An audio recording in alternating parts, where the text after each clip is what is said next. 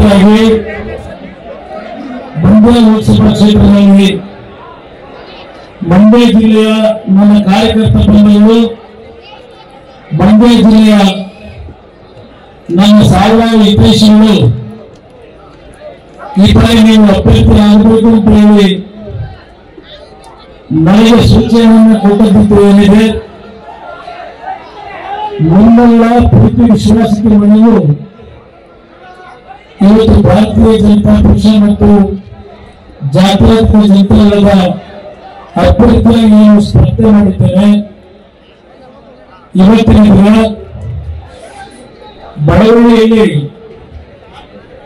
ನನಗೆ ಪ್ರಥಮವಾಗಿ ರಾಜಕೀಯವಾಗಿ ಜನ್ಮ ಕೊಟ್ಟಂತ ಮತ್ತೊಂದು ತಾಲೂಕು ಇದ್ರೆ ಅದು ಮಳವಳ್ಳಿ ಅಂತಕ್ಕಂಥದ್ದನ್ನು ನಾನು ಮರೆಯಲಿಕ್ಕೆ ಸಾಧ್ಯ ಇಲ್ಲ.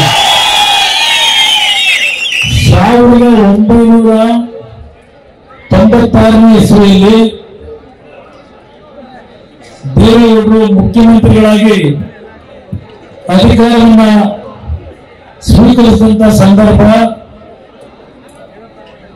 ಅವತ್ತು ಈ ಮಳವಳ್ಳಿ ವಿಧಾನಸಭಾ ಕ್ಷೇತ್ರ ಕನಕಪುರದ ಲೋಕಸಭಾ ಕ್ಷೇತ್ರಕ್ಕೆ ಸೇರಿದಂತೆ ಅವತ್ತಿನ ಚುನಾವಣೆಯಲ್ಲಿ ನಾನು ಅಭ್ಯರ್ಥಿಯಾಗಿ ಸ್ಪರ್ಧೆ ಮಾಡಿದಾಗ ಮಳವಳ್ಳಿಯ ನನ್ನ ತಂದೆ ತಾಯಿಗಳು, ಹಲವಾರು ಯುವಕ ಸ್ನೇಹಿತರು ಸುಮಾರು 10,000ಕ್ಕೂ ಹೆಚ್ಚಿನ ಬಹುಮತವನ್ನು ಕೊಟ್ಟಂತಿದ್ದು, ನಾನು ಈ 28 ವರ್ಷಗಳ ನಂತರವೂ ನನ್ನ ಹೃದಯದಲ್ಲಿ ಇಟ್ಟಿದ್ದೇನೆ ಆ ಗೌರವವನ್ನು ಅಂತಕ್ಕಂಥದ್ದನ್ನ ಪ್ರಥಮವಾಗಿ ನಿಮ್ಮ ಮುಂದೆ ನಾನು ಹೇಳಲಿಕ್ಕೆ ಬಯಸ್ತಾ ಇದ್ದೇನೆ. ಇವತ್ತಿನ ಈ ಒಂದು ಚುನಾವಣಾ ಪ್ರಚಾರ ಸಭೆಯಲ್ಲಿ ಭಾರತೀಯ ಜನತಾ ಪಕ್ಷದ ರಾಜ್ಯ ಘಟಕದ ಅಧ್ಯಕ್ಷರು, ನಮ್ಮ ರಾಜ್ಯದ ಹಿರಿಯ ನಾಯಕರು, ಮಾಜಿ ಮುಖ್ಯಮಂತ್ರಿಗಳಾಗಿರ್ತಕ್ಕಂಥ ಹಾಗೂ ಮಂಡ್ಯ ಜಿಲ್ಲೆಯವರೇ ಆಗಿರ್ತಕ್ಕಂಥ ಯಡಿಯೂರಪ್ಪನವರ ಪುತ್ರರು ಅತ್ಯಂತ ಕ್ರಿಯಾಶೀಲತೆಯಿಂದ ರಾಜ್ಯದಾದ್ಯಂತ ಇವತ್ತು ಭಾರತೀಯ ಜನತಾ ಪಕ್ಷದ ಸಂಘಟನೆಯನ್ನ ಯಶಸ್ವಿಯಾಗಿ ನಿರ್ವಹಿಸ್ತಾ ಇರ್ತಕ್ಕಂಥ ಆತ್ಮೀಯ ಸ್ನೇಹಿತರಾಗಿರ್ತಕ್ಕಂಥ ವಿಜಯೇಂದ್ರ ಅವರು, ನಮ್ಮ ಪಕ್ಷದ ಹಿರಿಯ ನಾಯಕರಾಗಿರ್ತಕ್ಕಂಥ ಮಾಜಿ ಮಂತ್ರಿಗಳಾಗಿರ್ತಕ್ಕಂಥ ಜಿ.ಟಿ. ದೇವೇಗೌಡರು, ಮತ್ತೊಬ್ಬರು ಮಾಜಿ ಸಚಿವರು, ಹಿರಿಯರು ಆಗಿರ್ತಕ್ಕಂಥ ಸನ್ಮಾನ್ಯ ವಿಶ್ವನಾಥ್ ಅವರು, ಪುಟ್ಟರಾಜು, ಎರಡೂ ಪಕ್ಷಗಳ ನಮ್ಮ ಕಳೆದ ಚುನಾವಣೆಯಲ್ಲಿ ಬಿಜೆಪಿ ಅಭ್ಯರ್ಥಿಯಾದಂತ ಮುನಿರಾಜು ಅವರು ಹಾಗೂ ನಮ್ಮ ಪಕ್ಷದ ಅಭ್ಯರ್ಥಿಯಾದಂತಹ ಮಾಜಿ ಶಾಸಕರು ಆಗಿರ್ತಕ್ಕಂಥ ಡಾಕ್ಟರ್ ಅನ್ನದಾನಿ ಅವರು, ಎರಡೂ ಪಕ್ಷಗಳ ಜಿಲ್ಲಾ ಘಟಕದ ಅಧ್ಯಕ್ಷರು ಮತ್ತು ಹಲವಾರು ಪದಾಧಿಕಾರಿಗಳು ಈ ಸಭೆಯಲ್ಲಿ ಇದ್ದಾರೆ. ಸಭೆಯ ಪರವಾಗಿ ಎಲ್ಲರ ಹೆಸರನ್ನ ನಾನು ಈ ಸಂದರ್ಭದಲ್ಲಿ ಹೇಳಲಿಕ್ಕೆ ಹೋದರೆ ದಯವಿಟ್ಟು ಎಲ್ಲರಿಗೆ ಶ್ರಮೆ ಕೊಡ್ತೇನೆ. ಈಗಾಗಲೇ ಸುಮಾರು 3.5 ಗಂಟೆಗಳ ಕಾಲದಿಂದ ಈ ಒಂದು ಮೈದಾನದಲ್ಲಿ, ಈ ಒಂದು ಒಲಿಂಪಿಕ್ಸ್ನಲ್ಲೂ ಸಹ ಈ ಒಂದು ಕಾರ್ಯಕ್ರಮದಲ್ಲಿ ಭಾಗವಹಿಸಿರ್ತಕ್ಕಂಥ ಎಲ್ಲ ನನ್ನ ತಂದೆ ತಾಯಿಗಳು ಈ ಒಂದು ಸಭೆಯಲ್ಲಿ ಭಾಗವಹಿಸಿ ಇವತ್ತು ನನಗೆ ಏನೊಂದು ಬೆಂಬಲವನ್ನ ಆಶೀರ್ವಾದವನ್ನು ಮಾಡಲಿಕ್ಕೆ ಬಂದಿದ್ದೇವೆ. ಪ್ರಥಮವಾಗಿ ನಿಮ್ಮೆಲ್ಲರಿಗೂ ನನ್ನ ಗೌರವಪೂರ್ವಕವಾದ ವಂದನೆಗಳನ್ನು ಸಲ್ಲಿಸಲಿಕ್ಕೆ ಬಯಸ್ತಾ ಇದ್ದೇನೆ. ನಮ್ಮ ಭಾರತೀಯ ಜನತಾ ಪಕ್ಷದ ಅಧ್ಯಕ್ಷರು ವಿಜಯೇಂದ್ರ ಅವರು ಸುದೀರ್ಘವಾಗಿ ಹಲವಾರು ವಿಷಯಗಳನ್ನು ಪ್ರಸ್ತಾಪ ಮಾಡಿದ್ದಾರೆ. ನಾನು ಒಂದೆರಡು ವಿಷಯಗಳನ್ನು ಸೂಕ್ಷ್ಮವಾಗಿ ಇವತ್ತು ಸಭೆಯಲ್ಲಿ ನಿಮ್ಮ ಮುಂದೆ ನನ್ನ ಭಾವನೆಗಳನ್ನು ವ್ಯಕ್ತಪಡಿಸಲಿಕ್ಕೆ ಪ್ರಯತ್ನ ಪಡ್ತೇನೆ. ಇವತ್ತು ರಾಜ್ಯದಲ್ಲಿ ಕಾಂಗ್ರೆಸ್ ಸರ್ಕಾರ ಅಧಿಕಾರಕ್ಕೆ ಬಂದ ನಂತರ ನಿರಂತರವಾದಂತಹ ಬರಗಾಲವನ್ನು ನಾವು ಕಾಣ್ತಾ ಇದ್ದೇವೆ. ಯಾವೊಂದು ಬರಗಾಲದಿಂದ ನಮ್ಮ ಗ್ರಾಮೀಣ ಪ್ರದೇಶದ ನಮ್ಮ ರೈತ ಬಂಧುಗಳು ಸಂಕಷ್ಟಕ್ಕೆ ಒಳಗಾಗಿದ್ದೇವೆ. ಇವತ್ತು ಪ್ರಥಮ ಬಾರಿಗೆ ನಮ್ಮ ರಾಜ್ಯದಲ್ಲಿ ವಿಶೇಷವಾಗಿ ಹಸಿರು ನಾಡು, ಸಕ್ಕರೆ ನಾಡು ಅಂತಕ್ಕಂಥ ಮಂಡ್ಯ ಜಿಲ್ಲೆಯಲ್ಲಿ ಸುಮಾರು 98 ಅಡಿ ಕೃಷ್ಣರಾಜ ಸಾಗರದ ಜಲಾಶಯದಲ್ಲಿ ನೀರಿದ್ದಾಗ ಈಗ ಕಾಂಗ್ರೆಸ್ ಸರ್ಕಾರ ಮಂಡ್ಯ ಜಿಲ್ಲೆಯ ರೈತ ಬಂಧುಗಳಿಗೆ ಈ ಬಾರಿ ಯಾರು ಭತ್ತವನ್ನ ನಾಟಿ ಮಾಡಬೇಡಿ, ಕಬ್ಬನ್ನ ನಾಟಿ ಮಾಡಬೇಡಿ ಹೊಸದಾಗಿ ಅಂತ ಹೇಳಿ ಏನಾದರೂ ಒಂದು ಯಾವುದಾದ್ರು ಸರ್ಕಾರ ಸೂಚನೆ ಕೊಟ್ಟಂತಿದ್ರೆ ಸ್ವಾತಂತ್ರ್ಯ ಬಂದ 77 ವರ್ಷದಲ್ಲಿ ಈಗಿನ ಕಾಂಗ್ರೆಸ್ ಸರ್ಕಾರ ಇದು ಮಂಡ್ಯ ಜಿಲ್ಲೆಯ ಜನತೆಗೆ ಯಾವ ಒಂದು ರೈತ ಬಂಧುಗಳಿಗೆ ಈ ಸರ್ಕಾರ ಇವತ್ತು ಅನ್ಯಾಯ ಮಾಡಿದ್ದಾರೆ ಅಂತಕ್ಕಂಥದ್ದನ್ನ ತಾವುಗಳು ಈ ಸಂದರ್ಭದಲ್ಲಿ ಅರ್ಥ ಮಾಡ್ಕೋಬೇಕು ಅನ್ನೋದನ್ನ ಹೇಳಿಕೆ ಬಯಸ್ತಾ ಇದ್ದೇನೆ. 98 ಅಡಿ ಇದ್ದಾಗ ಇವತ್ತು ಭತ್ತವನ್ನೇ ನಾಟಿ ಮಾಡಬೇಡಿ ಅಂತಕ್ಕಂಥ ಸೂಚನೆ ಕೊಟ್ಟಂತವರು ನನಗೆ ಕೇಳ್ತಾರೆ, ಮಂಡ್ಯ ಜಿಲ್ಲೆಗೆ ನೀವು ಕೊಟ್ಟಂತ ಕೊಡುಗೆ ಏನು ಅಂತ ಕೇಳ್ತಾ ಇದ್ದಾರೆ.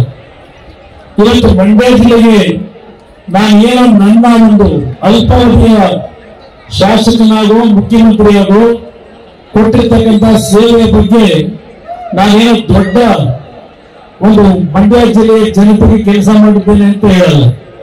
ಕಿರು ಕಾರಣಕ್ಕೆ ನಾನು ನನ್ನ ಕರ್ತವ್ಯವನ್ನ ಈ ಜಿಲ್ಲೆಯ ಜನತೆಯ ಋಣವನ್ನ ತೀರಿಸಲಿಕ್ಕೆ ಪ್ರಾಮಾಣಿಕವಾಗಿ ಪ್ರಯತ್ನ ಪಟ್ಟಿದ್ದೇನೆ ಅಂತಕ್ಕಂಥದ್ದಷ್ಟೇ ನಾನು ನನ್ನನ್ನು ಬೆಳೆಸಿರ್ತಕ್ಕಂಥ ನಿಮ್ಮ ಮುಂದೆ ಹೇಳ್ತಕ್ಕಂಥದ್ದು.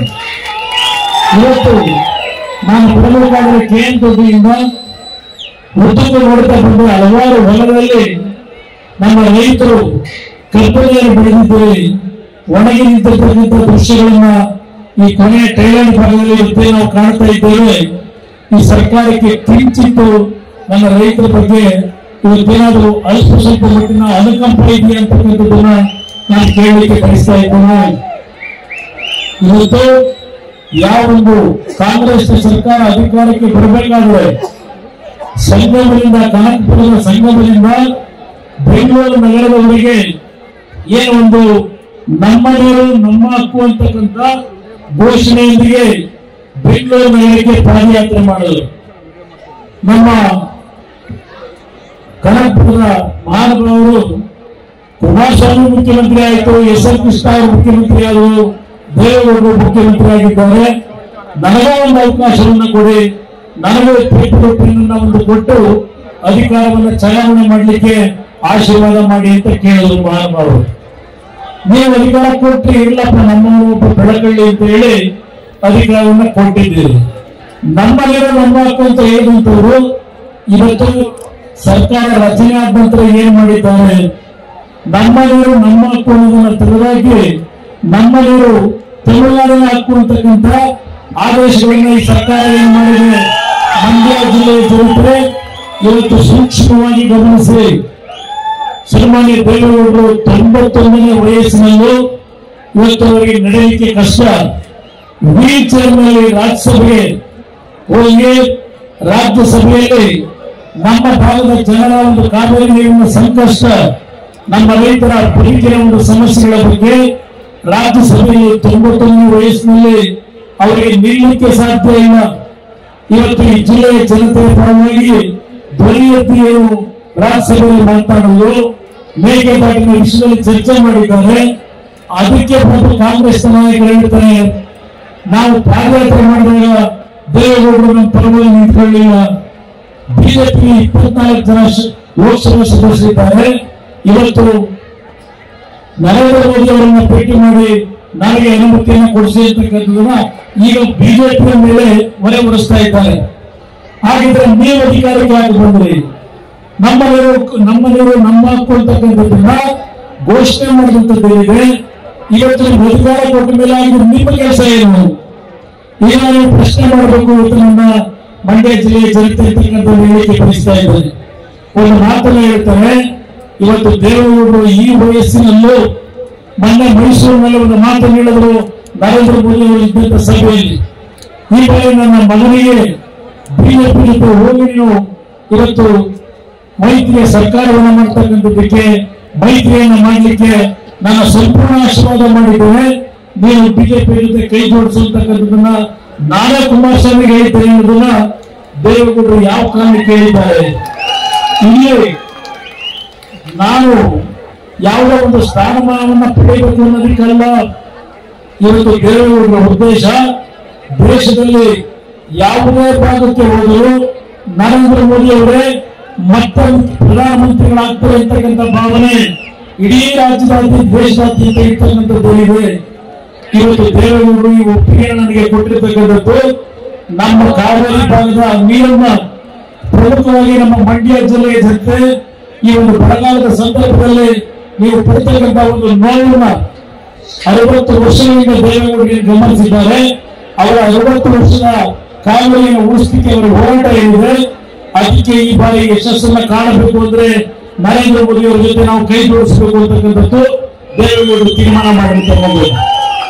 ನಾನು ಈ ಬಾರಿ ಚುನಾವಣೆ ನಿಲ್ಲಬಾರದು ಅಂತ ಇದ್ದವರು ಮಂಡ್ಯ ಜಿಲ್ಲೆಯ ಜನತೆಗೆ ಹೇಳಲಿಕ್ಕೆ ಬಯಸ್ತೇನೆ, ದಯವಿಟ್ಟು ನನ್ನ ಬಗ್ಗೆ ಯಾವುದೇ ರೀತಿಯ ಅನುಮಾನಗಳನ್ನ ಇಟ್ಕೋಬೇಡಿ. ನಾವು ಈ ಬಾರಿ ಚುನಾವಣೆ ನಿಲ್ಲಬಾರದು ಅಂತ ಇದ್ದವರು, ಯಾಕಂದ್ರೆ ನನ್ನ ಆರೋಗ್ಯದ ಸಮಸ್ಯೆಗಳಿದ್ರು ಅಂತಿಮವಾಗಿ ಇವತ್ತು ನಾನು ಮಂಡ್ಯ ಜಿಲ್ಲೆಯಲ್ಲಿ ಚುನಾವಣೆಗೆ ನಿಲ್ತಕ್ಕಂಥ ತೀರ್ಮಾನ ಮಾಡಿದಂಥದ್ದು ಇವತ್ತು ನಿಮ್ಮೆಲ್ಲ ಒಂದು ಅಭಿಮಾನ ಏನಿದೆ, ಅದರ ಜೊತೆಯಲ್ಲಿ ಈ ಭಾಗದ ಹಲವಾರು ಸಮಸ್ಯೆಗಳಿದ್ದಾವೆ. ಆ ಸಮಸ್ಯೆಗಳಿಗೆ ಪರಿಹಾರವನ್ನ ಕೇಂದ್ರ ಸರ್ಕಾರದಲ್ಲಿ ತರುವುದರ ಮುಖಾಂತರ ದೇವೇಗೌಡರ ಒಂದು 60 ವರ್ಷದ ರಾಜಕೀಯ ಜೀವನದಲ್ಲಿ ಈ ಜಿಲ್ಲೆಯ ಜನತೆ ನೀವೇನು ಆಶೀರ್ವಾದ ಮಾಡಿದ್ದೀರಿ, ಅವರ ಕಷ್ಟ ಸುಖ, ಅವರ ರಾಜಕೀಯ ಸೋಲುಗಳಲ್ಲಿ ಬಹುಶಃ ಈ ರಾಜ್ಯದಲ್ಲಿ ಪ್ರಥಮ ಸ್ಥಾನದಲ್ಲಿ ಮಂಡ್ಯ ಜಿಲ್ಲೆಯ ಜನತೆ ದೇವೇಗೌಡರ ಹೋರಾಟಕ್ಕೆ ಬೆಂಬಲ ಕೊಟ್ಟು ಅವರ ಕಷ್ಟ ಸುಖದಲ್ಲಿ ಅವರಿಗೆ ಚೈತನ್ಯ ಕೊಟ್ಟಿರ್ತಕ್ಕಂಥವರು ಈ ಜಿಲ್ಲೆಯ ನಮ್ಮ ತಂದೆ ತಾಯಿಗಳು ಅಂತಕ್ಕಂಥದ್ದನ್ನು ನಾವು ಮರೆಯಲಿಕ್ಕೆ ಸಾಧ್ಯ ಇಲ್ಲ. ದೇವೇಗೌಡರ ಹೋರಾಟ 1960ನೇ ಇಸ್ವಿಯಿಂದ ಪ್ರಾರಂಭ ಆಗಿರ್ತಕ್ಕಂಥದ್ದು ಕಾವೇರಿ ನೀರಿನ ವಿಷಯದಲ್ಲಿ ಖಾಸಗಿ ನಿರ್ಣಯವನ್ನು ಮಂಡನೆ ಮಾಡಿದಂತಹ ದಿನಗಳೇ ಇದ್ದಾವೆ. ಈಗ ಯುವಕರಿಗೆ ಆ ವಿಷಯಗಳು ಗೊತ್ತಿಲ್ಲ, ಅಲ್ಲಿಂದ ಅವರ ಹೋರಾಟ ಇದೆ. ಇವತ್ತು ಮೇಕೆದಾಟನ್ನ ಇವತ್ತು ರಿಸರ್ವಾಯರ್ನ ಕಟ್ಟಲಿಕ್ಕೆ ಯಾವುದೇ ರೀತಿಯ ಸಮಸ್ಯೆ ಇಲ್ಲ. ಇವತ್ತು ಒಂದು ಮೇಕೆದಾಟನ ಹತ್ರ ರಿಸರ್ವಾಯರ್ನ ಕಟ್ಟತಕ್ಕಂಥ ವಿಷಯದಲ್ಲಿ ಜಲಾಶಯವನ್ನ ನಿರ್ಮಾಣ ಮಾಡಲಿಕ್ಕೆ ನಾನು ಈ ಒಂದು ವೇದಿಕೆ ಮುಖಾಂತರ ಹೇಳ್ತಾ ಇದ್ದೇನೆ. ಮುಂದಿನ 5 ವರ್ಷದ ಒಳಗೆ ನಿಮ್ಮ ಆಶೀರ್ವಾದ ಬಲದಿಂದ, ಮಂಡ್ಯ ಜಿಲ್ಲೆಯ ಜನತೆ ಆಶೀರ್ವಾದ ಬಲದಿಂದ ಈ ಮೇಕೆದಾಟಿಗೆ ಶಂಕುಸ್ಥಾಪನೆ ನೆರವೇರಿಸತಕ್ಕಂಥದ್ರಲ್ಲಿ ನಾನು ನಿಮ್ಮ ಪರವಾಗಿ ಮುಂದೆ ಇದ್ರೆ, ಅದು ಯಶಸ್ಸನ್ನು ಕಾಣದಿದ್ರೆ ರಾಜಕೀಯದಿಂದಲೇ ಇವತ್ತು ನೇರವೇರಿಸತಕ್ಕಂಥ ಸವಾಲನ್ನು ಸ್ವೀಕಾರ ಮಾಡ್ತಾ ಇದ್ದೇನೆ. ಇವತ್ತು ಈ ಒಂದು ಬಿಜೆಪಿ ಮತ್ತು ಜೆಡಿಎಸ್ ನ ಮೈತ್ರಿ ಇವತ್ತು ಈ ಒಂದು ನೀರಾವರಿಯ ಸಮಸ್ಯೆಗಳನ್ನ ಬಗೆಹರಿಸತಕ್ಕಂಥದ್ದು ಇದನ್ನು ನಿಮ್ಮ ಮುಂದೆ ಪ್ರಥಮವಾಗಿ ಹೇಳ್ತಾ ಇದ್ದೇನೆ. ಅದಷ್ಟೇ ಅಲ್ಲ, ಕುಮಾರಸ್ವಾಮಿ ಏನು ಮಾಡಿದ್ರೆ ಮಂಡ್ಯ ಜಿಲ್ಲೆಗೆ ಅಂತ ಕೇಳ್ತಾರೆ. ಇದೇ ಕಾಂಗ್ರೆಸ್ ಸರ್ಕಾರ ಅಧಿಕಾರದಲ್ಲಿದ್ದಾಗ ಈ ರಾಜ್ಯದಲ್ಲಿ ಪ್ರಥಮ ಒಬ್ಬ ಆತ್ಮಹತ್ಯೆ ಮಾಡಿಕೊಂಡಂತ ರೈತ, ಯಾವೊಂದು ಕಬ್ಬಿನ ಗದ್ದೆಗೆ ಬೆಂಕಿ ಇಟ್ಟು ಮಂಡ್ಯ ಜಿಲ್ಲೆಯಲ್ಲಿ ಆತ್ಮಹತ್ಯೆಯನ್ನು ಮಾಡ್ಕೊಂಡಂತ ರೈತನ ಒಂದು ಕುಟುಂಬಕ್ಕೆ ಮೊದಲನೇ ಸಾಂತ್ವನ ಹೇಳಿದವರು ಸನ್ಮಾನ್ಯ ದೇವೇಗೌಡರು. ಅವರು ಬೆಂಗಳೂರಿನಿಂದ ಬಂದು ರೈತ ಪರವಾಗಿ ಧ್ವನಿಯಂತ ಕೆಲಸವನ್ನು ಮಾಡಿದ್ದಾರೆ. ಅದಷ್ಟೇ ಅಲ್ಲ, ಸುಮಾರು 200 ರೈತರು ಕಾಂಗ್ರೆಸ್ ಸರ್ಕಾರದಲ್ಲಿ ಮಂಡ್ಯ ಜಿಲ್ಲೆ ಒಂದರಲ್ಲೇ ಆತ್ಮಹತ್ಯೆ ಮಾಡ್ಕೊಂಡಾಗ ಆ ಜನತೆಯ ರೈತರ ಒಂದು ಆತ್ಮಸ್ಥೈರ್ಯವನ್ನ ತುಂಬತಕ್ಕಂಥ ಕೆಲಸವನ್ನ ಯಾರಾದರೂ ಒಬ್ಬ ರಾಜಕಾರಣಿ ಪ್ರಾಮಾಣಿಕವಾಗಿ ಆ ಕುಟುಂಬಗಳಿಗೆ ಭೇಟಿ ಕೊಟ್ಟು ಆ ಕುಟುಂಬಕ್ಕೆ ಆರ್ಥಿಕ ನೆರವನ್ನ ಕೊಟ್ಟಿದ್ರೆ, ನೀವು ಬಯಸತಕ್ಕಂಥ ನಿಮ್ಮ ಕುಟುಂಬದ ಅಣ್ಣನ ತಮ್ಮನಾಗಿ ನಾನೇನಿದ್ದೇನೆ, 200 ಕುಟುಂಬಗಳಿಗೆ ಭೇಟಿ ಕೊಟ್ಟು ನನ್ನ ಕೈಲಾದ ಮಟ್ಟಿಗೆ ಆರ್ಥಿಕ ನೆರವನ್ನ ಕೊಟ್ಟಂತ ಒಬ್ಬ ವ್ಯಕ್ತಿ ಇದ್ರೆ ನೀವು ಬಯಸಿರ್ತಕ್ಕಂಥ ಕುಮಾರಣ್ಣ ಅಂತಕ್ಕಂಥದ್ದನ್ನ ಈ ಸಂದರ್ಭದಲ್ಲಿ ಗಮನಕ್ಕೆ ತರಲಿಕ್ಕೆ ನನ್ನನ್ನು ಕೇಳ್ತಾರೆ, ಏನ್ ಮಾಡಿದ್ರಿ ಅಂತ ಹೇಳಿ. 14 ತಿಂಗಳು ತೆಗೆದ್ರು, ನಾನೇನ್ ತಪ್ಪು ಮಾಡಿದ್ದೆ ಅಂತ ತೆಗೆದ್ರು. ಮೊನ್ನೆ ಸಿದ್ದರಾಮಯ್ಯ ಹೇಳ್ತಾರೆ, ಮೈಸೂರಿನಲ್ಲಿ ದೇವೇಗೌಡರನ್ನ ಪ್ರಧಾನಮಂತ್ರಿ ಮಾಡಿದ್ದು ಕಾಂಗ್ರೆಸ್ ಪಕ್ಷ ಅಂತ ಹೇಳ್ತಾರೆ. ನಾವು ಒಂದು ಕೇಳಲಿಕ್ಕೆ ಬಯಸ್ತೇನೆ, ಕಾಂಗ್ರೆಸ್ ಪಕ್ಷಕ್ಕಿಂತ ಹೆಚ್ಚಾಗಿ ಅವತ್ತೇನು ಕಾಂಗ್ರೆಸ್ ಪಕ್ಷವನ್ನ ಜನತೆ ತಿರಸ್ಕಾರ ಮಾಡಿದ್ರು. ದೇಶದಲ್ಲಿ ಸುಮಾರು 20-25 ಪಕ್ಷಗಳು ಸೇರಿ 197 ಸ್ಥಾನ ಗೆದ್ದಿದ್ರು. ಅವರು ದೇವೇಗೌಡರನ್ನ ಗುರುತಿಸಿದ್ದು ಅವರು ಪ್ರಧಾನಮಂತ್ರಿ ಆಗಬೇಕು ಅಂತ ಹೇಳಿ. ನಾವು ಬೆಂಬಲ ಕೊಟ್ಟು ಪ್ರಧಾನಮಂತ್ರಿ ಮಾಡಿದ್ದೇವೆ ಅಂತೀರಿ, ಆದ್ರೆ ದೇವೇಗೌಡರನ್ನ ಪ್ರಧಾನಮಂತ್ರಿ ಸ್ಥಾನದಿಂದ ಇಳಿಸಿದವರು ಯಾರು? ಸಿದ್ದರಾಮಯ್ಯವರೇ. ಇದೇ ಕಾಂಗ್ರೆಸ್ ಪಕ್ಷ ಅಲ್ಲವೇ? ಯಾವ ಕಾರಣಕ್ಕೆ ಏನು ತಪ್ಪು ಮಾಡಿದ್ರೆ ದೇಶದಲ್ಲಿ ಪ್ರಾಮಾಣಿಕ ಒಬ್ಬ ರೈತನ ಮಗ ಈ ದೇಶದ ಅಭಿವೃದ್ಧಿಗೆ ಕೆಲಸವನ್ನು ನಡೆಸಿದ್ರು, ಅಂತ ಒಬ್ಬ ಕನ್ನಡಿಗ, ಅಂತ ಒಬ್ಬ ರೈತರ ಮಗನ ಪ್ರಧಾನಮಂತ್ರಿಯಿಂದ ಸ್ಥಾನದ ತೆಗೆದಂತವರು ಇದೇ ಕಾಂಗ್ರೆಸ್ ಅನ್ನೋದನ್ನ ನಮ್ಮ ಜನತೆ ಮನೆಬೇಡಿ ಇರ್ತಕ್ಕಂಥ ಹೇಳಿ ಬಯಸ್ತಾ ಇದ್ದೇನೆ. ನನಗೆ ಯಾವೊಂದು ಮುಖ್ಯಮಂತ್ರಿ ಸ್ಥಾನದ ಬೆಂಬಲ ಕೊಟ್ಟು ಅಂತ ಹೇಳ್ತಾರೆ 2018. ನಾನೇನು ಅವ್ರ ಮನೆ ಬಾಗಿಲು ಹೋದವರಲ್ಲ. ದೇವೇಗೌಡರು ಅವತ್ತು ಹೇಳಿದ್ರು ಕಾಂಗ್ರೆಸ್ ನಾಯಕರು ಬಂದಾಗ, ನನ್ನ ಮಗನ ಆರೋಗ್ಯ ಚೆನ್ನಾಗಿಲ್ಲ, ಮಲ್ಲಿಕಾರ್ಜುನ ಖರ್ಗೆ ಅವರನ್ನ ನೀವು ಮುಖ್ಯಮಂತ್ರಿ ಮಾಡಿದ್ರು ಮಾಡ್ಕೊಳ್ಳಿ ಅಂತಕ್ಕಂಥ ಮಾತುಗಳು. ಇವತ್ತು ದಲಿತರ ಬಗ್ಗೆ ಕಣ್ಣೀರು ಸುರಿಸ್ತಕ್ಕಂಥ, ದಲಿತರ ಬಗ್ಗೆ ಅನುಕಂಪ ವ್ಯಕ್ತಪಡಿಸ್ತಕ್ಕಂಥ ಈಗಿನ ಕಾಂಗ್ರೆಸ್ ಸರ್ಕಾರ ಮಲ್ಲಿಕಾರ್ಜುನ ಖರ್ಗೆ ಅವರನ್ನು ಮುಖ್ಯಮಂತ್ರಿ ಮಾಡಿದ್ರು ಅಂತ ದೇವೇಗೌಡರು ಆ ಸಂದರ್ಭದಲ್ಲಿ ಸಲಹೆ ಕೊಟ್ಟಾಗ ಯಾತಿಗೆ ತಿರಸ್ಕಾರ ಮಾಡೋದು? ನಾನು ಕೇಳಕ್ಕೆ ಬಯಸ್ತೇನೆ ಕಾಂಗ್ರೆಸ್ ನಾಯಕರುಗಳಿಗೆ. ಅದಷ್ಟೇ ಅಲ್ಲ, ಇವತ್ತು ಯಾವ ಒಂದು ಸಂವಿಧಾನವನ್ನ ಬಿಜೆಪಿ ಪಕ್ಷ 4 ಸ್ಥಾನಗಳನ್ನು ಗೆದ್ದರೆ ಡಾಕ್ಟರ್ ಬಾಬಾ ಸಾಹೇಬ್ ಅಂಬೇಡ್ಕರ್ ಅವರು ರಚನೆ ಮಾಡಿರ್ತಕ್ಕಂಥ ಸಂವಿಧಾನವನ್ನ ರದ್ದು ಮಾಡ್ತಾರೆ ಬಿಜೆಪಿ ಅವರು ಅಂತ ಹೇಳಿ ತಮ್ಮದೇ ಹೊಡ್ಕೊಂಡು ಹೊರಟಿದ್ದಾರೆ ದಲಿತ ಕಾಲೋನಿಗಳಿಗೆ. ನಾನು ಇವತ್ತು ಈ ಕಾಂಗ್ರೆಸ್ ನಾಯಕರುಗಳನ್ನ ಕೇಳ್ತೇನೆ, ಯಾವ ಡಾಕ್ಟರ್ ಬಾಬಾ ಸಾಹೇಬ್ ಅಂಬೇಡ್ಕರ್ ಅವರನ್ನ ವೆಸ್ಟ್ ಬೆಂಗಾಲ್ನಲ್ಲಿ ಆಯ್ಕೆ ಮಾಡ್ತಾರೆ, ಅವರ ಲೋಕಸಭೆಗೆ ಆಯ್ಕೆ ಮಾಡಿ ಕಳಿಸ್ತಾರೆ.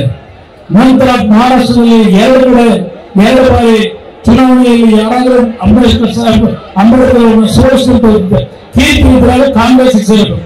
ಅಂಬೇಡ್ಕರ್ ಅವರನ್ನ ಒಂದು ಚುನಾವಣೆ ದೇಹಕ್ಕೆ ಬಿಡದೆ ಅವರ ಪದಕನ್ನು ಯಾವ ರೀತಿ ಹಿಂಸೆ ಕೊಟ್ಟಂತವರಿಬ್ಬರು ಈ ದೇಶದಲ್ಲಿ ಇವತ್ತು ಇದೇ ಕಾಂಗ್ರೆಸ್ ಪಕ್ಷ. ಈಗ ಅಂಬೇಡ್ಕರ್ ರಚನೆಯ ಸಂವಿಧಾನದ ಬಗ್ಗೆ ಚರ್ಚೆ ಮಾಡ್ತಾ ಇದ್ದಾರೆ. ಒಂದು ಮಾತನ್ನು ಹೇಳ್ತಾನೆ, ದಲಿತ ಸಮಾಜದ ಬಂಧುಗಳಿಗೆ ಈ ದೇಶಕ್ಕೆ ಕೊಟ್ಟಿರ್ತಕ್ಕಂಥ ಸಂವಿಧಾನದ ರಚನೆ ಏನಾಗಿದೆ, ಯಾರು ಸಂವಿಧಾನವನ್ನ ಬದಲಾವಣೆ ಮಾಡಲಿಕ್ಕೆ ಸಾಧ್ಯ ಇಲ್ಲ. ಇದನ್ನು ನಮ್ಮ ದಲಿತ ಬಂಧುಗಳು ಅರ್ಥ ಮಾಡ್ಕೊಳ್ಳಿ. ಇವತ್ತು ನರೇಂದ್ರ ಮೋದಿ ಅವರು ಒಬ್ಬ ಹಿಂದುಳಿದ ನಾಯಕ, ಒಬ್ಬ ಹಿಂದುಳಿದ ಸಮಾಜಕ್ಕೆ ಸೇರಿರ್ತಕ್ಕಂಥ ನಾಯಕರು. ಇವರೊಬ್ಬರೇ ಅಲ್ಲ ಹಿಂದುಳಿದವರಿಗೆ ರಕ್ಷಣೆ ಮಾಡ್ತಕ್ಕಂಥವ್ರು. ಇವತ್ತು ನಮ್ಮ ಗಂಗಾ ಮಠಸ್ಥರು ಇದ್ದೀರಿ, ಈ ತಾಲೂಕು ಸುಮಾರು 28,000ಕ್ಕೂ ಹೆಚ್ಚಿನ ಗಂಗಾ ಮಠಸ್ಥರಿದ್ದೀರಿ. ಗಂಗಾ ಮಠಸ್ಥರನ್ನ ಒಂದೊಂದು ಭಾಗದಲ್ಲಿ ಒಂದೊಂದು ರೀತಿಯಲ್ಲಿ ನಾವಿವತ್ತು ಗುರುತಿಸ್ತಾ ಇದ್ದೇವೆ. ಇವತ್ತು ನಮ್ಮ ಕಲಬುರಗಿ ಜಿಲ್ಲೆಗೆ ಹೋದ್ರೆ ಅಲ್ಲಿ ನಾವು ಕೋಳಿ ಸಮಾಜ ಅಂತಕ್ಕಂಥದನ್ನ ಗಂಗಾ ಮಠಸ್ಥರಿಗೆ ಕರೀತೀವಿ. ಇವತ್ತು ಸಮಾಜಕ್ಕೆ ಎಸ್ಟಿಯ ಒಂದು ಮೀಸಲಾತಿಯ ವ್ಯವಸ್ಥೆ ಆಗಬೇಕು ಅಂತಕ್ಕಂಥದ್ದು ಹಲವಾರು ವರ್ಷಗಳಿಂದ ಗಂಗಾ ಮಠಸ್ಥರ ಬೇಡಿಕೆ ಏನಿದೆ, ಇದು ಮುಂದಿನ ದಿನಗಳಲ್ಲಿ ಇವತ್ತು ನಮ್ಮ ಲೋಕಸಭೆಯಲ್ಲಿ ಗಂಗಾ ಮಠಸ್ಥರ ಈ ಬೇಡಿಕೆಯನ್ನ ಈಡೇರಿಸತಕ್ಕಂಥ ಕೆಲಸವನ್ನ ದೇವೇಗೌಡರ ನಾಯಕತ್ವದಲ್ಲಿ ನಾವು ಮಾಡ್ತಕ್ಕಂಥದಕ್ಕೆ ಚಾಲನೆಯನ್ನು ಕೊಡ್ತೇವೆ ಅಂತಕ್ಕಂಥ ಮಾತನ್ನ ಈ ಸಂದರ್ಭದಲ್ಲಿ ಹೇಳ್ತಕ್ಕಂಥದ್ದು ಅಷ್ಟೇ ಅಲ್ಲ. ಇವತ್ತು ಯಾವೊಂದು ಗ್ಯಾರಂಟಿಗಳ ಬಗ್ಗೆ ನನಗೆ ಚರ್ಚೆ ಮಾಡೋ ನನ್ನ ಬಗ್ಗೆ ಹೇಳಿದ್ದಾರೆ. ಈ ನಾಡಿನ ಮಹಿಳೆ ಅನ್ನತಕ್ಕಂಥ ಪ್ರಧಾನ ಹೇಳಿಲ್ಲ. ಮೊನ್ನೆ ತುಮಕೂರಿನಲ್ಲಿ ನಾನು ನನ್ನ ಹಳ್ಳಿಯ ಕೆಲವು ತಾಯಂದಿರು ಈ ಫಲವನ್ನ ಬಳಸಿದ್ದೇನೆ. ನನ್ನ ಹಳ್ಳಿಯ ನನ್ನ ಕೆಲವು ತಾಯಂದಿರು ಅಂತಕ್ಕಂಥ ಪದ ಬಳಸಿರೋದು. ನನ್ನ ತಾಯಂದಿರಿಗೆ ನಾನು ಗೌರವ ಕೊಡೋದಿಲ್ವಾ? ಪುರಾಣ ಮಾಡಿದ್ದೇನ? 2006 ನಾನು ಈ ರಾಜ್ಯದ ಮುಖ್ಯಮಂತ್ರಿಯಾಗಿ ಯಡಿಯೂರಪ್ಪ ಜೊತೆ ಕೆಲಸವನ್ನು ನಿರ್ವಹಣೆ ಮಾಡಬೇಕಾದರೆ ಅವತ್ತು ನನ್ನ ಹಳ್ಳಿಯ ತಾಯಂದಿರೇ ಕುಮಾರಣ್ಣ, ಇವತ್ತು ಯಾವೊಂದು ಸಾರಾಯಿ ಈ ರಾಜ್ಯದಲ್ಲಿ ಮಾಡ್ತಾ ಇದ್ದೇವೆ, ಆ ಸಾರಾಯಿ ಕುಡಿದು ನಮ್ಮ ಕುಟುಂಬಗಳು ಹಾಳಾಗ್ತಾ ಇದ್ದಾವೆ. ನನ್ನ ಹಳ್ಳಿಯ ತಾಯಂದಿರೇ ಕುಮಾರಣ್ಣ, ಇವತ್ತು ಯಾವೊಂದು ಸಾರಾಯಿ ಈ ರಾಜ್ಯದಲ್ಲಿ ಮಾಡ್ತಾ ಇದ್ದೇವೆ, ಆ ಸಾರಾಯಿ ಕುಡಿದು ನಮ್ಮ ಕುಟುಂಬಗಳು ಹಾಳಾಗ್ತಾ ಇದ್ದಾವೆ. ದಯವಿಟ್ಟು ಸಾರಾಯಿಯನ್ನು ನಿಲ್ಲಿಸಬೇಕು ಅಂತ ಹೇಳಿ ಈ ನಾಡಿನ ನನ್ನ ತಾಯಂದಿರು ನನ್ನ ಹತ್ರ ಮನವಿ ಕೊಟ್ಟಾಗ ನನ್ನ ತಾಯಂದಿರಿಗೆ ನಾನು ಗೌರವ ಕೊಡಬೇಕು ಅಂತ ಹೇಳಿ ನನ್ನ ಹತ್ರ ಹಲವಾರು ರೀತಿಯ ಹಣದ ಆಭೂಷಣಗಳನ್ನು ಒಡ್ಡಿದ್ರು. ಅವತ್ತು ನನ್ನ ತಾಯಂದಿರಿಗೆ ಗೌರವ ಕೊಡಲಿಕ್ಕೆ, ನನ್ನ ತಾಯಂದಿರ ಬದುಕನ್ನು ಸರಿಪಡಿಸಲಿಕ್ಕೆ ಈ ರಾಜ್ಯದಲ್ಲಿ ಸಾರಾಯಿಯನ್ನು ಸಂಪೂರ್ಣವಾಗಿ ಬಂದ್ ಮಾಡಿದಂತವರು ಯಾರಾದರೂ ಇದ್ದರೆ ನನ್ನ ತಾಯಂದಿರಿಗೆ ಗೌರವ ಕೊಟ್ಟಿದ್ರೆ ಈ ಕುಮಾರಸ್ವಾಮಿ ಇರ್ತಕ್ಕಂಥದ್ದನ್ನ ಹೇಳಲಿಕ್ಕೆ ಬಯಸ್ತೇನೆ.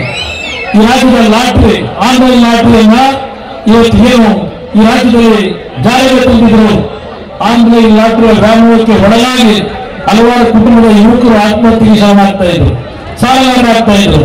ಈ ಎಲ್ಲವನ್ನ ಗಮನಿಸಿ ಅವತ್ತು ಈ ರಾಜ್ಯದಲ್ಲಿ ಯಾವುದೇ ರೀತಿಯ ಲಾಟ್ರಿಗಳನ್ನ ಇನ್ನು ಮುಂದಕ್ಕೆ ಮಾರಾಟ ಮಾಡಬಾರದು ಅಂತ ಹೇಳಿ ಆ ಲಾಟ್ರಿಯನ್ನು ಸಂಪೂರ್ಣ ಬಂದ್ ಮಾಡತಕ್ಕಂಥ ಕೆಲಸ ಮಾಡಿದ್ದು ಇದೇ ಕುಮಾರಣ್ಣ.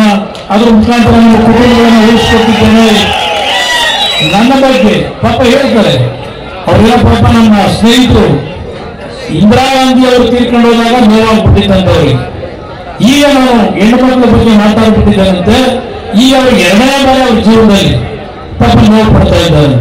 ನಾನು ಅದಕ್ಕೆ ನನ್ನ ಹೇಳಿದೆ, ಅಪ್ಪ ನೋವು ಪಡಬೇಡಪ್ಪ, ದಯವಿಟ್ಟು ನಾನೇನು ತಪ್ಪು ನನ್ನ ತಾಯಿಗಳ ಬಗ್ಗೆ ಮಾತಾಡಿದ್ದೀನಿ, ನಾನು ವಿಷಯ ವ್ಯಕ್ತಪಡಿಸ್ತೀನಪ್ಪ ಅಂತ ಹೇಳಿ. ಆದ್ರೂ ಬಿಟ್ಟಿಲ್ಲ, ಆ ಕಾಂಗ್ರೆಸ್ನ ಕೆಲವರು ಮಹಿಳಾ ಕಾರ್ಯಕರ್ತರನ್ನ ದೇವೇಗೌಡರ ಸಭೆಗೆ ನೆನ್ನೆ ಕಳಿಸಿದ್ರು. ದೇವೇಗೌಡರ ಸಭೆ ಕಳಿಸಿ ಕುಮಾರಸ್ವಾಮಿ ಅದನ್ನು ಗೋಬ್ಯಾಕ್ ಅಂತ ಹೇಳಿ ಸರ್, ನಮ್ಮ ಮಂಡ್ಯದ ಸಂದೇಶ ಸರ್ಕಲ್ನಲ್ಲಿ ಗೋಬ್ಯಾಕ್ ಕುಮಾರಸ್ವಾಮಿ ಒಂದು ಈ ಹೊಸದಾಗಿ ಶುರು ಮಾಡ್ಕೊಂಡ್ಬಿಟ್ಟರು. ಗೋಬ್ಯಾಕ್ ಅನ್ನೋದು ಇವತ್ತು ನಮ್ಮ ಮಂಡ್ಯ ಜಿಲ್ಲೆಯ ಜನತೆ ಕಂಬ್ಯಾಕ್ ಅಂತ ಕರೆದಿದ್ದಾರೆ. ಈ ದೇಶದಲ್ಲಿ ಕರ್ನಾಟಕ ನಾಡಿಗೆ ಸ್ವಾತಂತ್ರ್ಯ ಬಂದು 77 ವರ್ಷಗಳಾಯಿತು. ನಮ್ಮ ನೀರಿನ ಸೌಕರ್ಯಗಳಲ್ಲಿ ಯಾವ ಕಷ್ಟಗಳನ್ನು ಎದುರಿಸ್ತಾ ಇದ್ದೇವೆ, ನಮ್ಮ ರೈತರು ಯಾವ ಕಷ್ಟವನ್ನು ಎದುರಿಸ್ತಾ ಇದ್ದಾರೆ. ಕಾಂಗ್ರೆಸ್ನ ನಾಯಕರು ಈಗ ಪ್ರಣಾಳಿಕೆ ಹೇಳ್ತಾರೆ ಸ್ವಾಮಿನಾಥನ್ ವರದಿಯನ್ನು ಜಾರಿಗೆ ತರಿಸಿವೆ ಅಂತ ಹೇಳಿ. ಇದೇ ಕಾಂಗ್ರೆಸ್ ನಾಯಕರಿಗೆ ಕೇಳ್ತೇನೆ, 2004ನೇ ಇಸ್ವಿನಲ್ಲಿ ಸ್ವಾಮಿನಾಥನ್ ಅವರು ಕೊಟ್ಟಂತ ವರದಿ ರೈತ ಬೆಳೀತಕ್ಕಂಥ ಬೆಳೆಗೆ 50% ಹೆಚ್ಚಿಗೆ ಹಣವನ್ನ ಇವತ್ತು ಬೆಲೆಯನ್ನು ನಿಗದಿ ಮಾಡಬೇಕು ಅಂತ ಹೇಳಿ ಸ್ವಾಮಿನಾಥನ್ ಅವರು 2004ರಲ್ಲಿ ಕೊಟ್ಟಂತ ವರದಿ. 6 ವರ್ಷ ಇದೇ ಕಾಂಗ್ರೆಸ್ 2013ನೇ ಇಸ್ವಿವರೆಗೆ ಅಧಿಕಾರದಲ್ಲಿದ್ದಾಗ ಯಾಕಪ್ಪ ಸ್ವಾಮಿನಾಥನ್ ವರದಿಯನ್ನ ಜಾರಿಗೆ ತರಲಿಲ್ಲ?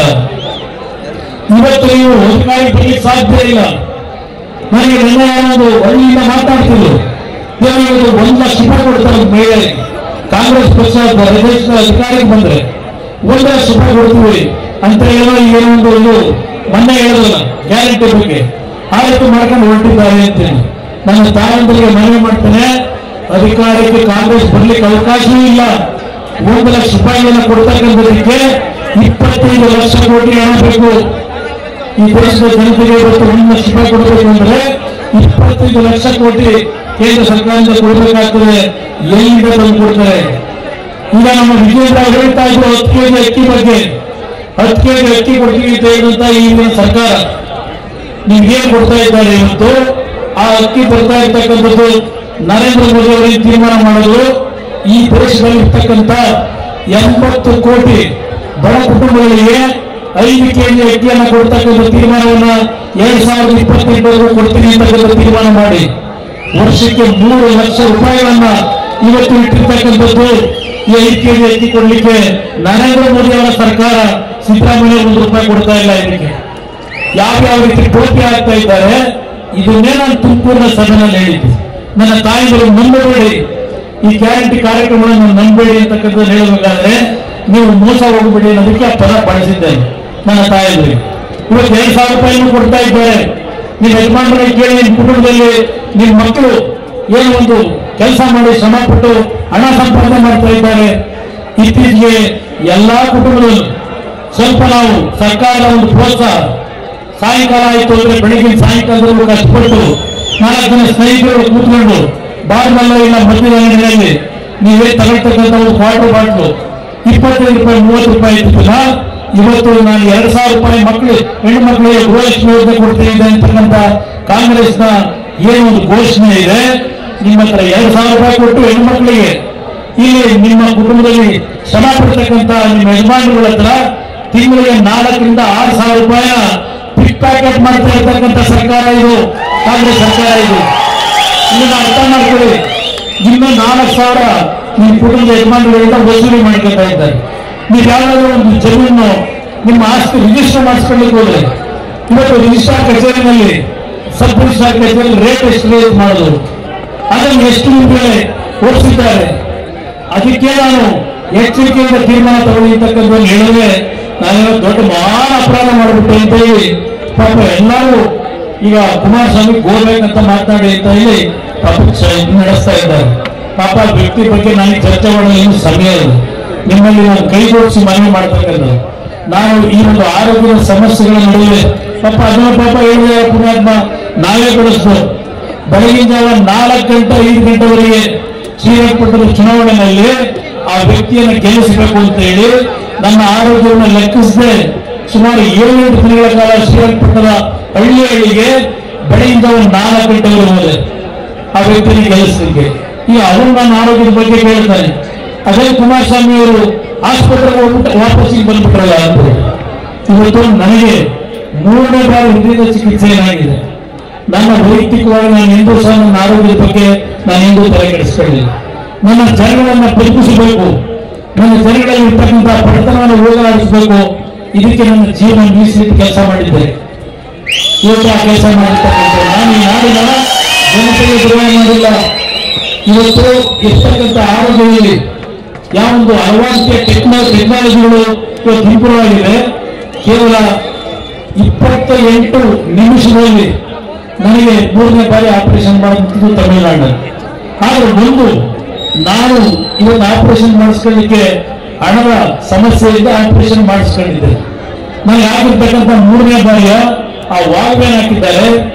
25 ಲಕ್ಷ ರೂಪಾಯಿ ಖರ್ಚು ಮಾಡಿದ್ದೇನೆ ಆ ವಾಲ್ವೇನ್ ಹಾಕ್ಬೇಕಾದ್ರೆ 3ನೇ ಬಾರಿ.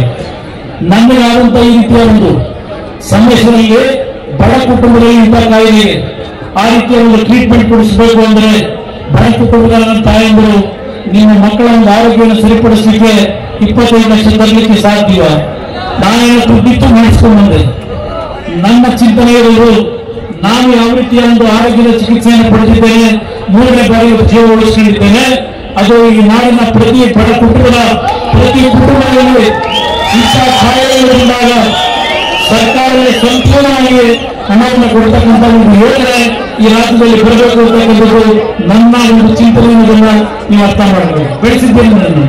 ನೀವು ಬೆಳೆಸಿರ್ತಕ್ಕಂಥವರು ಈ ಜಿಲ್ಲೆಯ ಜನತೆ, ಎಲ್ಲರೂ ಮಳವಳ್ಳಿಯ ಜನತೆ ನನ್ನನ್ನು ರಾಜಕೀಯವಾಗಿ ಬೆಳೆಸಿದ್ದೇವೆ.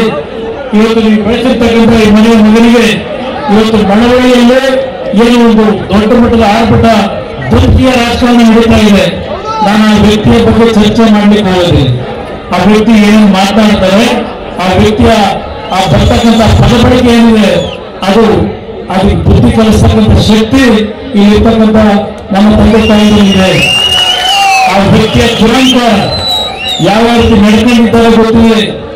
2008 ಯಡಿಯೂರಪ್ಪ ಸರ್ಕಾರ 2013ವರೆಗೆ ಏನು ಘಟನೆಗಳು ನಡೆದಿವೆ ಆ ಸಂದರ್ಭದಲ್ಲಿ ಇದೇ ಕುಮಾರಸ್ವಾಮಿನ ಯಾವ್ಯಾವ ರೀತಿ ಉಪಯೋಗ ಮಾಡ್ಕೊಂಡ್ರೆ ನಿಮಗೆ ದೇವರ ಮೇಲೆ ನಂಬಿಕೆ ಇದ್ರೆ, ಇಲ್ಲ ಬೆಳೆಸಿರ್ತಕ್ಕಂಥ ಈ ತಂದೆ ತಾಯಿಗಳ ಮೇಲೆ ಗೌರವ ಇದ್ರೆ ಅವರು ಕುಮಾರಸ್ವಾಮಿ ನೆರವು ಯಾವ ರೀತಿ ಬಂದಿದ್ದ ಕಿಂಚಿತ್ತು ನಿಮ್ಮ ಮುಗಿನಲ್ಲಿ ನಿಮ್ಮ ಆತ್ಮಸಾಕ್ಷಿ ಇರ್ತಕ್ಕಂಥದ್ದಿದ್ರೆ ಒಂದು ಬಾರಿ ಅದರ ಬಗ್ಗೆ ಯೋಚನೆಯನ್ನು ಮಾಡಪ್ಪ ಅಂತಕ್ಕಂಥದ್ದನ್ನ ಆ ವ್ಯಕ್ತಿಗೆ ಹೇಳ್ತೀನಿ ಅಷ್ಟೇ. ಅದರಿಂದ ನಿಮ್ಮೆಲ್ಲರಿಗೆ ಈ ಸಂದರ್ಭದಲ್ಲಿ ಕೈ ಜೋಡಿಸಿ ಮನವಿ ಮಾಡೋದು, ನಾನು ಹಳ್ಳಿಗೆ ಬರಲಿಕ್ಕೆ ಸಾಧ್ಯ ಇಲ್ಲ. ನಿನ್ನೆ ದಿನ ಚಿಕ್ಕಬಳ್ಳಾಪುರದಲ್ಲಿ ಬೆಳಗ್ಗೆ 11 ಗಂಟೆಯಿಂದ ರಾತ್ರಿ 10 ಗಂಟೆಯವರೆಗೆ 5 ಕಡೆ ಸಮಾವೇಶದಲ್ಲಿ ಭಾಗವಹಿಸಿದ್ದೆ. ಅಲ್ಲಿ ಅಭ್ಯರ್ಥಿಯನ್ನು ಗೆಲ್ಲಿಸಬೇಕು ಅಂತ ಹೇಳಿ. ಅದರ ಹಿಂದಿನ ದಿನ ತುಮಕೂರಿನಲ್ಲಿ ರಾತ್ರಿ 12 ಗಂಟೆವರೆಗೆ, ನಾನು ಬೆಂಗಳೂರು ವಾಪಸ್ ಬಂದಾಗ ರಾತ್ರಿ 1 ಗಂಟೆ. ನಾನು ಇವತ್ತು ವೈಯಕ್ತಿಕವಾಗಿ ನಮ್ಮ ಸ್ಥಾನಮಾನಕ್ಕಿಂತ ಹೆಚ್ಚಾಗಿ ಇವತ್ತು ಬಿಜೆಪಿ ಮತ್ತು ಜೆಡಿಎಸ್ ನ ಮೈತ್ರಿಯ ಅಭ್ಯರ್ಥಿಗಳಿದ್ದಾರೆ. ಆ ಅಭ್ಯರ್ಥಿಗಳನ್ನು ಗೆಲ್ಲಿಸ್ತಕ್ಕಂಥದಕ್ಕೆ ನನ್ನ ಶ್ರಮವನ್ನು ಹಾಕಬೇಕಾದಂತ ಅನಿವಾರ್ಯ ಪರಿಸ್ಥಿತಿಯಲ್ಲಿದ್ದೇನೆ. ನನಗೆ ಮಂಡ್ಯ ಜಿಲ್ಲೆಯ ಜನತೆಯಲ್ಲಿ ಒಂದು ವಿಶ್ವಾಸ ನಂಬಿಕೆಯನ್ನು ಇಟ್ಟುಕೊಂಡಿದ್ದೇನೆ. ಈ ಚುನಾವಣೆ ನನ್ನ ಚುನಾವಣೆ ಅಲ್ಲ.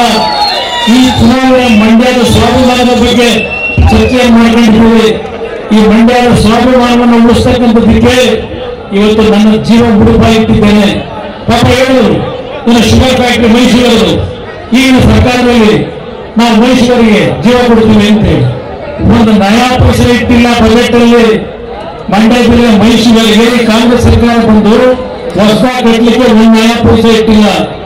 ಆ ಮಂಡ್ಯ ಜಿಲ್ಲೆ ಮೈಸೂರು ಕಾರ್ಖಾನೆ ಇದೆ. ಆ ಕಾರ್ಖಾನೆಯ ಆಸ್ತಿಗಳನ್ನು ಮಾರಾಟ ಮಾಡಿ PPO ಮಾಡಲು ಕಟ್ತೀವಿ ಅಂತ ಹೇಳ್ಕೊಂಡವ್ರೆ. 1 ನಯಾ ಪೈಸೆ ಇಟ್ಟಿಲ್ಲ. ಅದೇ ಕುಮಾರಸ್ವಾಮಿ 2018 ಮುಖ್ಯಮಂತ್ರಿ ಆಗಿದ್ದಾಗ 100 ಕೋಟಿ ಬಜೆಟ್ ಹಣ ಇಟ್ಟಿದ್ದೆ.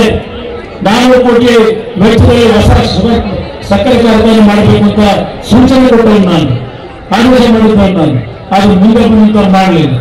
ಮಂಡ್ಯ ಜಿಲ್ಲೆ ಏನ್ ಕೊಟ್ಟ ಅಂತಾರೆ, ನನ್ನ ರೈತ ಬಂಧುಗಳಿಗೆ ಸಾಲ ಮನ್ನಾ ಯೋಜನೆ ಅಡಿಯಲ್ಲಿ ಮಂಡ್ಯ ಜಿಲ್ಲೆಯ ನಮ್ಮ ರೈತ ಬಂಧುಗಳಿಗೆ 750 ಕೋಟಿ ವೆಚ್ಚಿನ ಸಾಲ ಮನ್ನಾ ಮಾಡಿರ್ತಕ್ಕಂಥದ್ದು.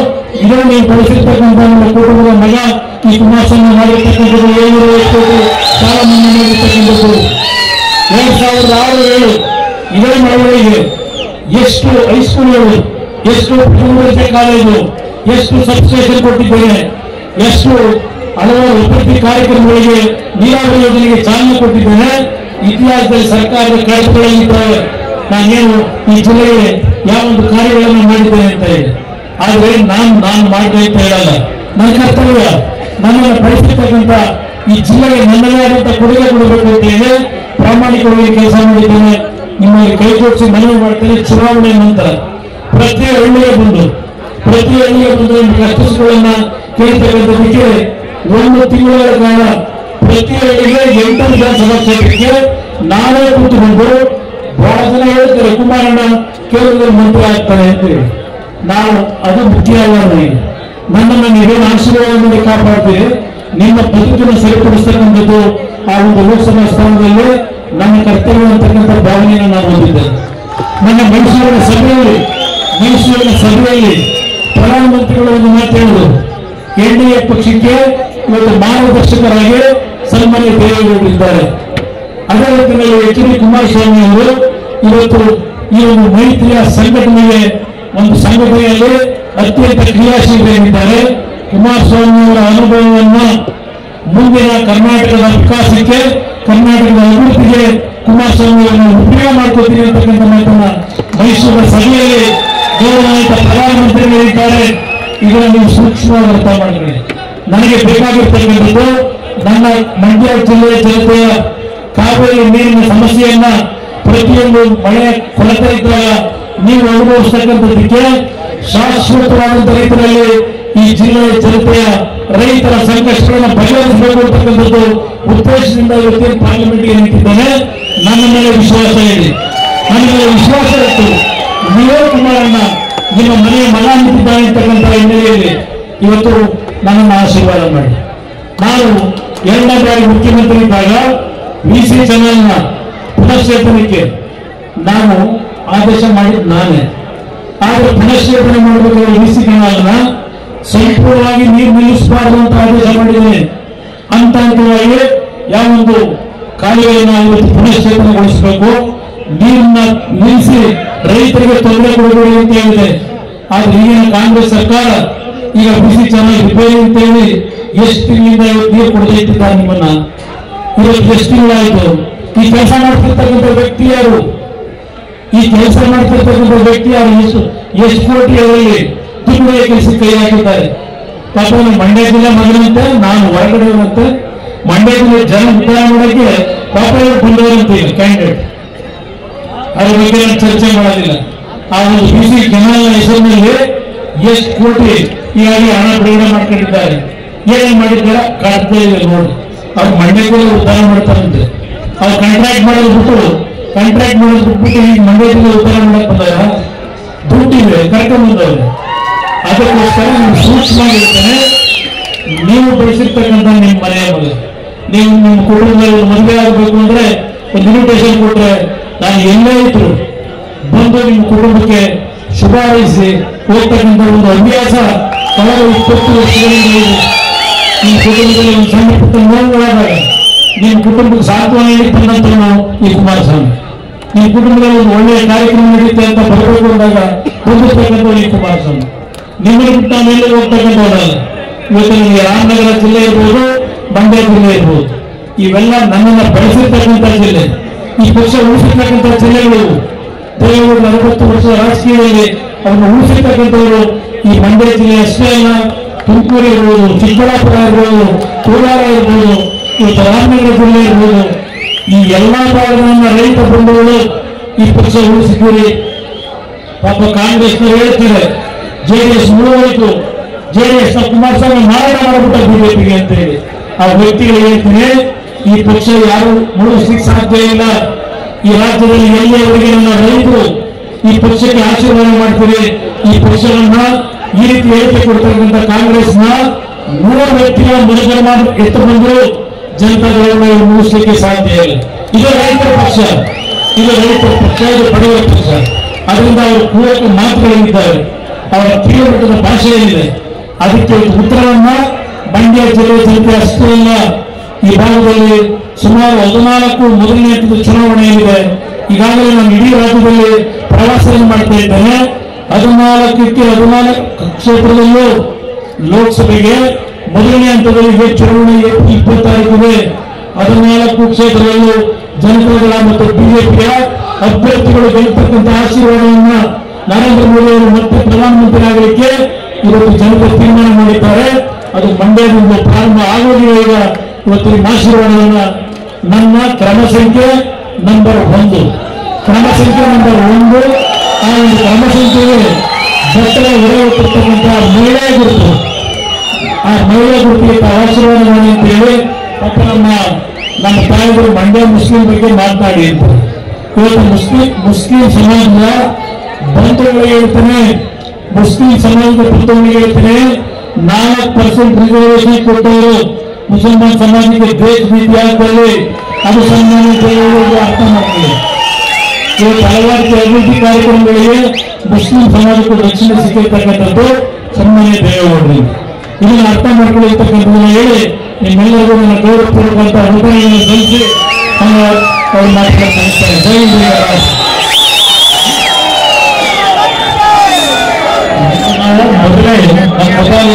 ನಮ್ಮ ಯೂಟ್ಯೂಬ್ ಚಾನೆಲ್ನ ಸಬ್ಸ್ಕ್ರೈಬ್ ಆಗಿ, ಲೈಕ್ ಮಾಡಿ, ಪಕ್ಕದಲ್ಲಿ ಕಾಣಿಸೋ ಬೆಲ್ ಐಕನ್ನ ಕ್ಲಿಕ್ ಮಾಡಿ.